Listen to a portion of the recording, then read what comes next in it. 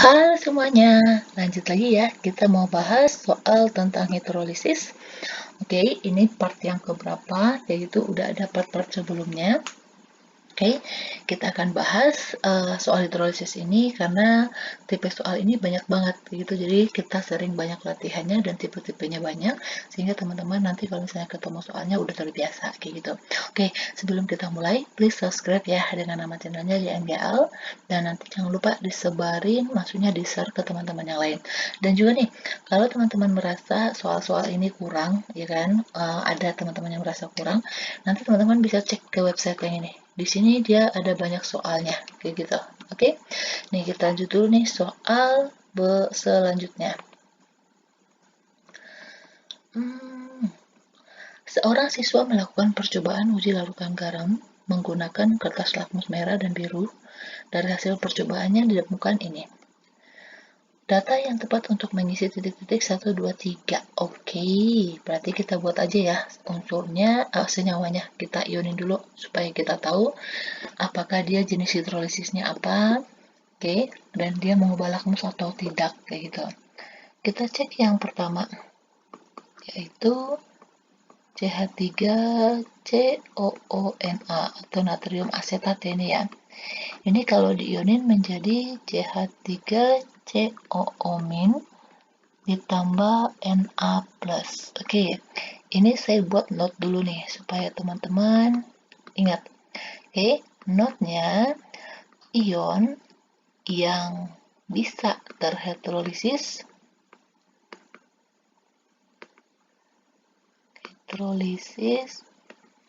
adalah ion yang berasal dari asam atau basa lemah. Oke, sedangkan kalau dia ion yang berasal dari asam atau basa kuat itu tidak bisa terhidrolisis. Oke ya. Ini CH3COO- ini dia berasal dari dari asam lemah, sedangkan Na-nya itu dia berasal dari basa kuat. Berarti yang terhidrolisis cuma satu, yaitu CH3COO- ini direaksikan dengan air. Oke, kalau teman-teman ragu nih buat hidrolisisnya ini aja. H2O itu kan kalau dia dalam bentuk ion kan jadi gini. H plus tambah OH-. Berarti CH3COO-nya ketemu dengan H plusnya. Kayak gitu. Berarti jadinya CH3COOH ditambah OH-. Kayak gitu. Oke. Terus next yang kedua, ini kita buat dulu ya jenis hidrolisisnya dulu semuanya. Ini NH4Cl atau amonium klorida.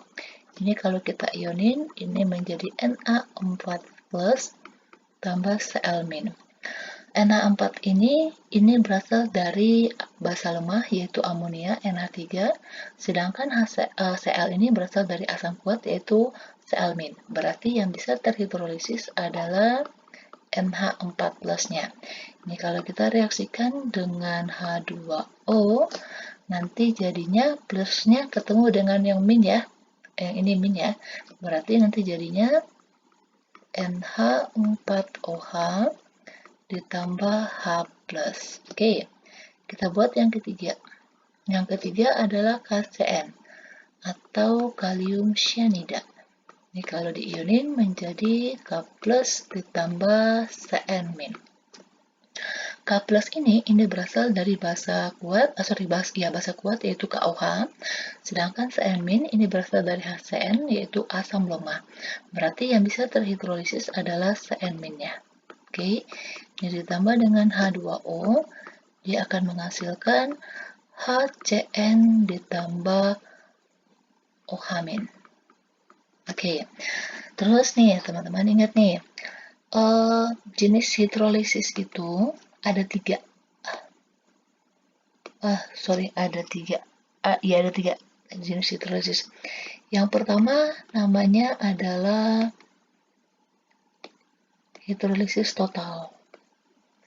Yang kedua hidrolisis parsial atau sebagian. Oke, sedangkan yang ketiga namanya adalah, bukan hidrolisis, tidak terhidrolisis. Oke, ini yang ketiga ini namanya adalah dia tidak terhidrolisis ya. Maaf, kursornya agak. Oke. Yang ketiga namanya yaitu tidak terhidrolisis. Oke, jadi dia ada tiga jenisnya. Teman-teman ingat kalau dia hidrolisis berarti total ya, kalau hidrolisis total itu kedua ionnya mengalami hidrolisis atau bisa bereaksi dengan air. Tetapi kalau dia hidrolisis parsial atau sebagian itu cuma satu aja yang bisa bereaksi dengan air. Tetapi kalau dia tidak terhidrolisis, ini berarti kedua-duanya tidak bisa bereaksi dengan air. Kayak gitu ya. Oke, ini berarti semuanya parsial karena cuma satu ionnya yang mengalami hidrolisis. Sekarang kita cek dia bersifat asam atau basah. Gini, supaya teman-teman gak ragu, perhatikan aja nih. Kalau dia muncul OH- hasil hidrolisisnya, berarti ini adalah basah. Ini yang muncul adalah H+, berarti ini adalah asam. Ini yang muncul adalah OH-, ini berarti adalah basah. Atau kalau teman-teman nih, kalau misalnya udah cepat ya, udah ngerti kayak gitu, udah terbiasa ngerjain soal, nggak perlu buat reaksi kayak gini, teman-teman udah tahu. Lihat aja nih rumus kimianya, ya kan? Oh, ini berasal dari asam lemah dengan basa kuat. Oh, berarti hidrolisis parsial. Siapa yang mengalami hidrolisis berarti yang lemahnya, kayak gitu ya, berarti asamnya. Dan cek garamnya itu dia bersifat asam atau basa, lihat lagi yang kuat yang mana. Yang kuat adalah basa, berarti nanti jelas bahwa garamnya itu bersifat basa, kayak gitu. Tanpa teman-teman buat reaksi hidrolisisnya, kalau udah terbiasa ngerjain, teman-teman pasti bisa, kayak gitu. Oke, berarti kalau ini reaksi hidrolisisnya berarti yang ini ya, CH3COOH tambah OH-. Berarti jawabnya antara A sama B. Berarti ini salah, ini salah, ini salah. Oke, terus yang ini katanya, oke, kita masuk ke sini. Ini tadi berarti dia bersifat apa? Asam. Ingat, kalau asam itu dia memerahkan lakmus. Jadi lakmus merahnya itu tetap merah. Oke, sedangkan lakmus birunya itu menjadi merah. Oke, karena dia memerahkan lakmus. Oke, berarti yang merah-merah ini, berarti jawab nanti yang B ya. Nah, terus lanjut ke sini, ini termasuk hidrolisis apa? Parsial. Oke, berarti jawabnya adalah yang B. Oke, kayak gitu ya analisisnya ya. Oke, next lagi. Sebanyak 100 ml larutan asam cuka yaitu 0,2 molar direaksikan dengan 100 ml larutan natrium hidroksida.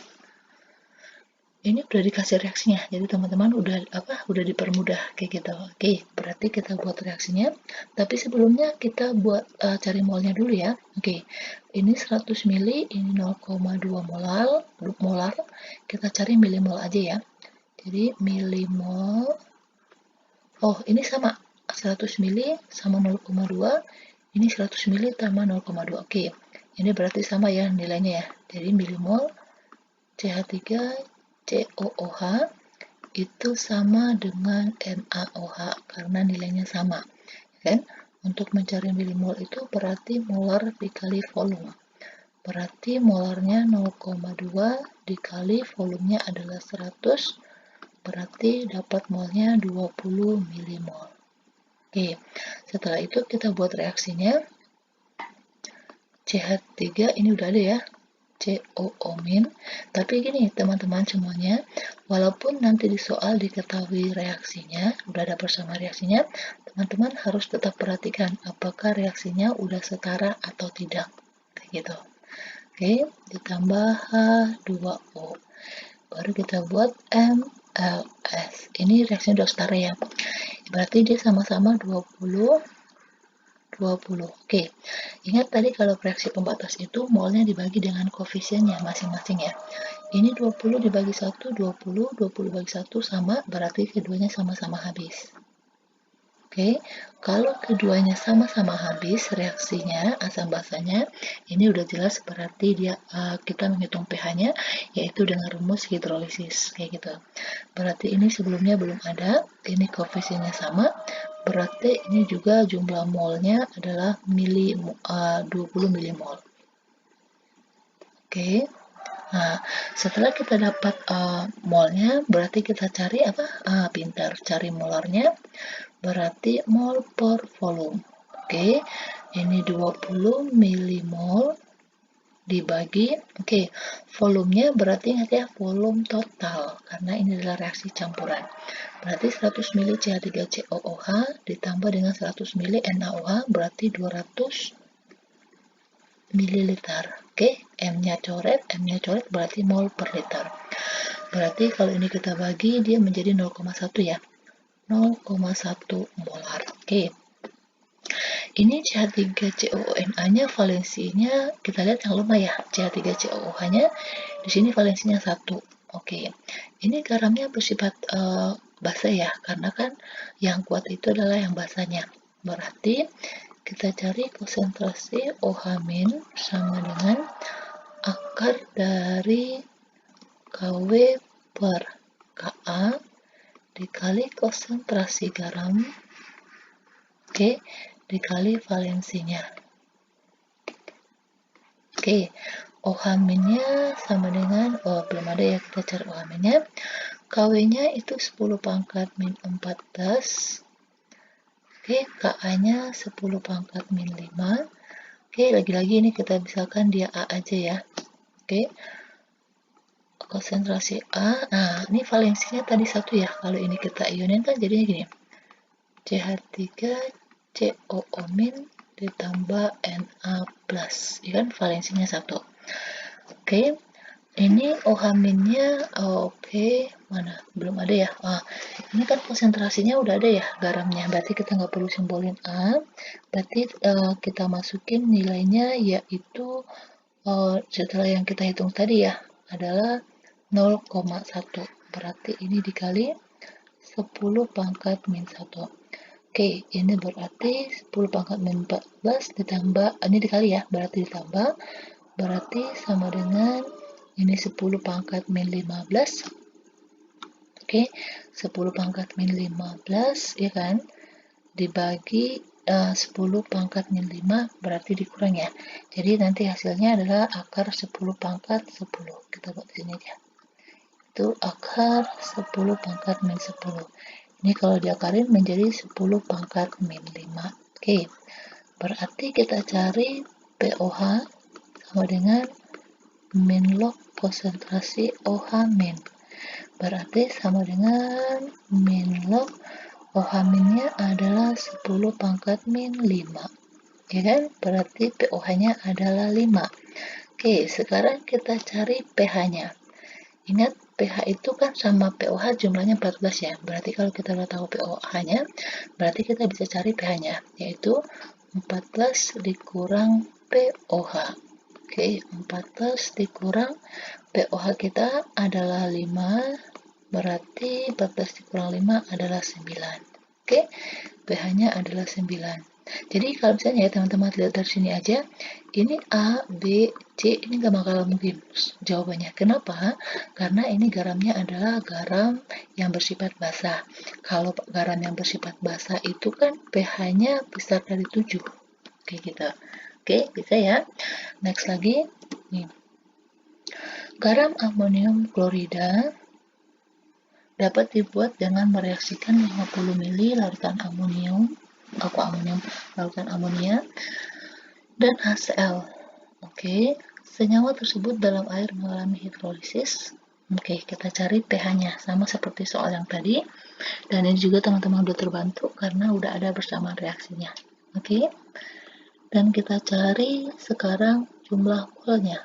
Nah, ini 50 ml 0,2. 50 ml 0,2 berarti nanti jumlah milimolnya sama ya, karena nilainya sama. Milimol dia dari amonia ya, dan itu sama dengan HCl, ya kan? Milimol itu rumusnya adalah molar dikali volume. molarnya yaitu 0,2, sedangkan volumenya berapa? 50 mili ya masing-masing.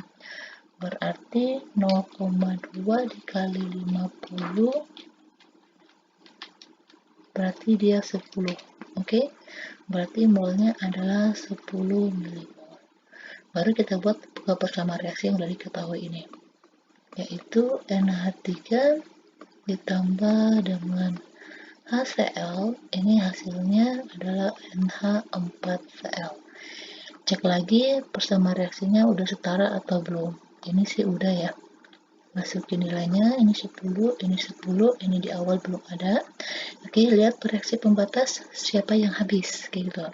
Ini kan 10 dibagi 1, 10, 10 dibagi 1, 10, berarti sama-sama nilainya, berarti mereka sama-sama habis. Oke, jika asam dan basanya habis, berarti kalau yang terdapat itu adalah garam, berarti itu adalah hidrolisis. Kayak gitu ya. Berarti ini karena koefisiennya sama, berarti ini juga 10.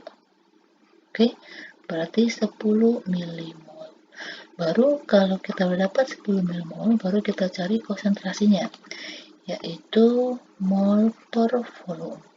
Oke, ingat volume yang dipakai adalah volume total, karena dia udah dicampurin.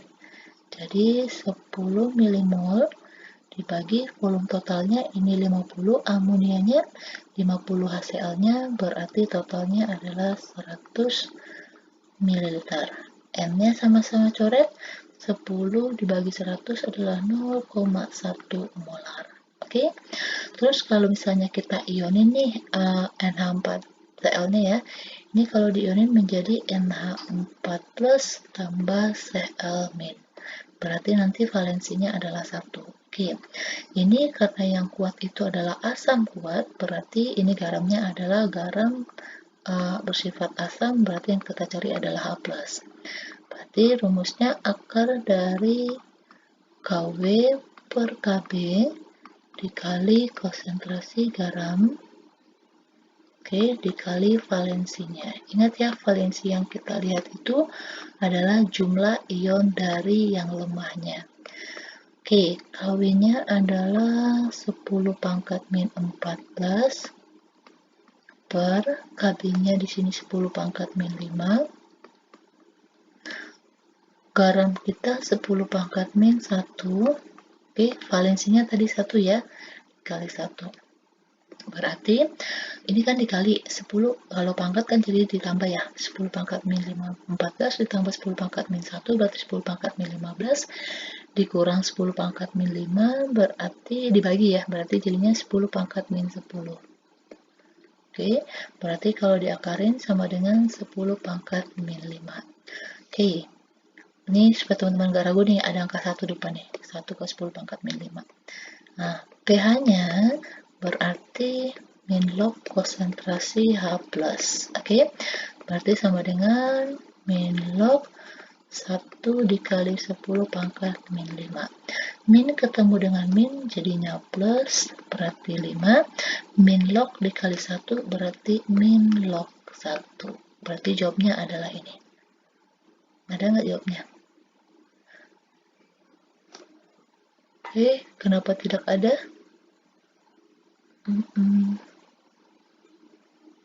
Oke, oh, berarti ini ada yang salah. Ini salah ini.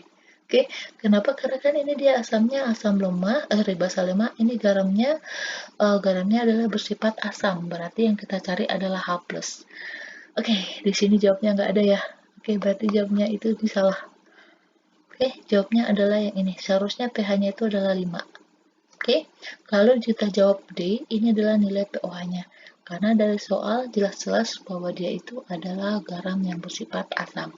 Kalau garam yang bersifat asam, berarti pH-nya itu kecil dari 7. Oke, berarti dia, nah ini salah ya jawabannya ya. Kalau dia 1 minus log 5, ini salah. Oke, kita lanjut lagi. Nih, sodium benzoat atau Na benzoat dapat dibuat dengan mencampurkan 50 ml natrium hidroksida dengan asam benzoat. Oke. Oke, berarti ini kita harus cari dulu milimolnya. Oh, ternyata sama ya jumlahnya ya, 50 mili sama 0, kemolarannya 0,04. Berarti milimolnya mereka sama. Milimol NaOH itu sama dengan milimolnya asam benzoat. Asam benzoat itu rumus kimianya bagaimana, teman-teman tahu nggak? Asam benzoat itu rumus kimianya gini. C6H5COOH kayak gitu, atau gini, benzoat, ada COOH-nya di sini. Oke, terus rumus kimianya ini berarti kita cari tadi kan milimolnya berarti molar dikali volume. Molarnya adalah 0,048, volumenya adalah 50 mili, berarti 0,048 dikali 50 itu berarti nilainya berapa ya? 2,4 ya. Oke. 2,4, ingat ini bukan mol ya, satuannya berarti milimol. Berarti kalau kita buat reaksinya nih,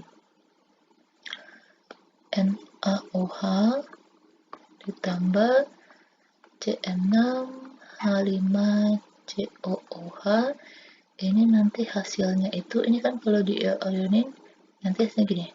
Jadi kan katanya nih jadinya natrium benzoat, berarti CH3COO hanya ini dilepas, diganti jadi Na. Nah, ini. Sedangkan hanya ini ketemu dengan OH ya, jadinya H2O. Oke, ini reaksinya udah setara. Berarti kita buat reaksi MLS-nya. Berarti ini 2,4, ini 2,4. Oke, teman-teman lihat ya, nanti ini pH-nya itu dia besar dari 7. Karena dia kan berasal dari, atau garamnya itu yang kuatnya adalah yang basah, kayak gitu. Berarti yang A, B, C itu salah. Kemungkinan jawabnya antara D dan E. Oke, berarti kita cari dulu. Udah nemu nih, ya kan?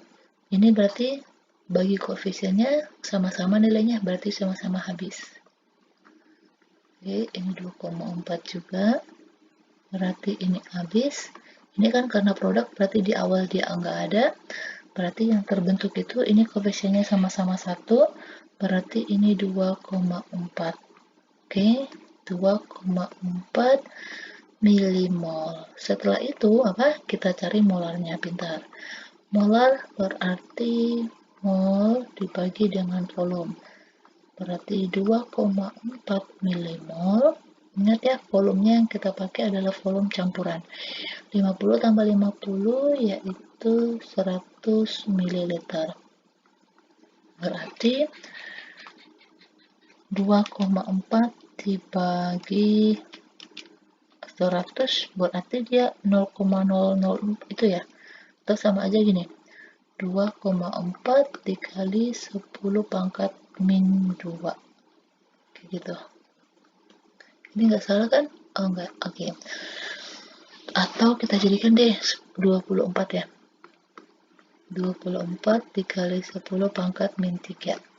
Oke, ini nanti valensinya berarti ini jadi itu ya, valensinya 1 ya. Ya kan? Jadi C6 H5COO min ditambah Na+. Nanti valensi yang dilihat itu adalah valensi yang lemah. Karena ini adalah yang kuatnya itu adalah basah, berarti garamnya bersifat basah, berarti kita cari konsentrasi OH-.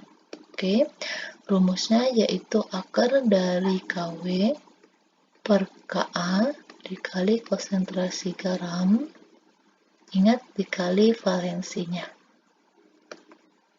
Oke, masukin nilainya. Kw itu nilainya adalah 10 pangkat min 14. Ka-nya di sini berapa? 6. 6 dikali 10 pangkat min 5. Konsentrasi garam kita 24. 24 dikali 10 pangkat min 3. Valensinya adalah 1 ya. Oke, 24 dikali dibagi 6, ini coret, ini tinggal 4. Oke, berarti jadinya akar dari 4 dikali 10 pangkat min berapa? Ini kan min 14 dikali 10 pangkat min 3 berarti 10 pangkat min 17 dibagi 10 pangkat min 5 berarti 10 pangkat min 12. Oke, kalau ini diakarin menjadi 2 dikali 10 pangkat min 6. Oke, setelah itu kita cari pOH-nya.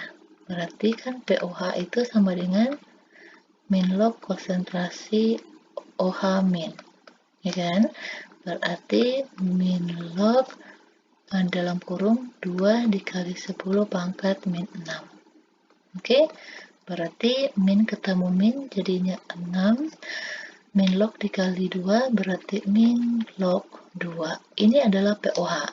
Kita buat ke sini, ya kan? Berarti kita mau cari pH. pH itu sama dengan 14 dikurang pOH.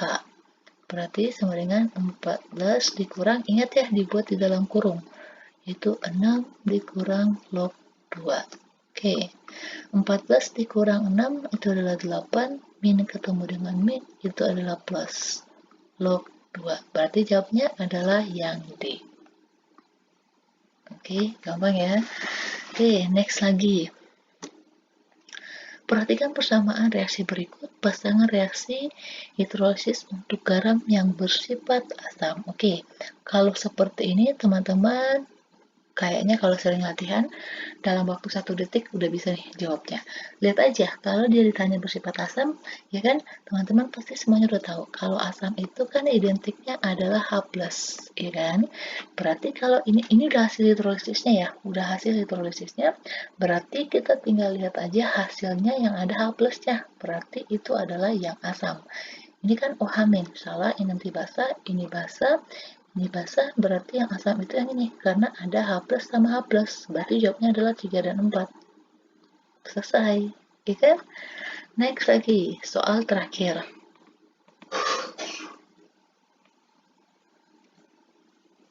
Dari tabel larutan yang mengalami hidrolisis, garam yang mengalami hidrolisis dan sesuai dengan uji lakmusnya. Berarti ini kita analisis satu-satu ya. Nih, NaCN, ini adalah berasal dari NaOH. Ini berasal dari HCN. NaOH ini adalah basa kuat. Ini adalah dari asam lemah. Basa kuat ketemu dengan asam lemah berarti ini garamnya bersifat basah.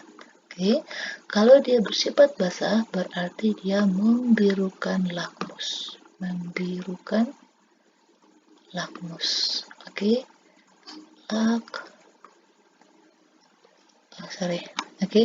Jadi dia itu nanti akan membirukan lakmus. Ini dia lakmus merah, birunya merah, salah. Ini nanti dia asam. CaF2 ini berasal dari CaOH 2 kali sama HF.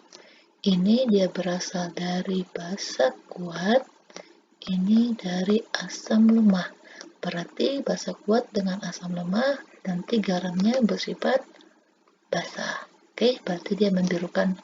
Nah, ini sama-sama biru, merahnya jadi biru, birunya tetap. Ini benar. Berarti kalau ada satu udah jelas salah ya, karena kan satu kita salah. Berarti A, B, C udah salah. Sekarang yang NH4Cl. Nah, NH4Cl ini kalau diionin jadi NH4.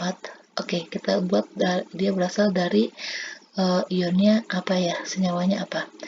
Kalau dia NH4 plus, ini dia ionnya itu berasal dari amonia, yaitu NH3. Sedangkan Cl-nya itu berasal dari HCl. Ini adalah basa lemah, sedangkan ini adalah asam kuat. Kalau di asam kuat berarti jelas nanti garamnya itu yang menang yang kuatnya ya. Berarti ini dia garamnya bersifat asam. Kalau dia bersifat asam berarti dia akan memerahkan. Oke, memerahkan lakmus. Oke, ini merah menjadi merah, birunya tetap biru. Salah. Ini itu adalah netral. Berarti kalau ada 3 itu salah. Ini salah. Berarti udah ketahuan dong jawabannya adalah yang E. Kita cek yang E, yang nomor 5-nya ya. Untuk membuktikan dia benar atau salah nih. CH3COONA ini kan berasal dari CH3COOH dan NaOH kayak gitu. CH3COOH ini berasal, ini adalah asam lemah, sedangkan NaOH ini adalah basa kuat. Berarti yang menangnya adalah yang kuat dong. Dan berarti ini basa. Kalau dia basa berarti dia membirukan lakmus. Nah nih, merahnya menjadi biru, birunya tetap biru. Oke, berarti udah benar, jawabnya adalah yang E. Oke, demikian dulu pembahasan kita untuk soal-soal hidrolisis ini. Semoga teman-teman semuanya bisa mengerti dan terbantu dalam memahami hidrolisis ini. Jangan lupa beri subscribe dan share ya. Terima kasih.